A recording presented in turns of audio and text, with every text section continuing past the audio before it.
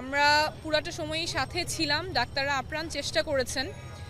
Dhaka medical কলেজে খুবই সংকটাপন্ন অবস্থায় ওসমান হাদি ছিলেন। ওনার ওখানে অস্ত্রোপচার হয়েছে, ব্রেইনে অপারেশন হয়েছে। ওনার শরীরের কয়েকটা জায়গায় আঘাত আছে, বুকে আঘাত আছে, পায়ে আঘাত আছে। অপারেশন করার পরে উনি এখন এভার কেয়ারে, ইন্টেন্সিভ কেয়ার বা আইটিইউতে আছেন। ওনার অবস্থা খুবই সংকটাপন্ন, কিন্তু এখন স্থিতিশীল অবস্থায় আছেন। উনি ফাইট করছেন। আপনাদের প্রতি দুইটা অনুরোধ থাকবে।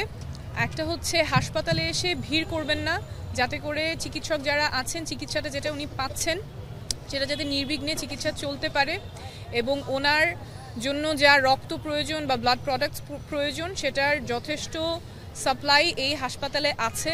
তাই কেউ রক্ত দেওয়ার জন্য যদি মনে করেন দিতে চান, তাহলে আপাতত প্রয়োজন নেই, আপনারা প্রস্তুত থাকেন। যদি দরকার হয় তাহলে হাসপাতাল কর্তৃপক্ষ জানাবে, কিন্তু বর্তমানে হাসপাতালে যথেষ্ট পরিমাণ ব্লাড আছে। সকলের কাছে অনুরোধ থাকবে, সবাই দোয়া করবেন হাদি ভাই যাতে দ্রুত সুস্থ হয়ে আছেন। এখন আমাদের একটাই করণীয়, ওনার জন্য দোয়া করা। চিকিৎসা একদম সর্বোচ্চ চিকিৎসাটা ওনার জন্য নিশ্চিত করা হচ্ছে। আপনাদের কাছে অনুরোধ থাকবে, সবাই ওনার দ্রুত সুস্থতার জন্য দোয়া করবেন।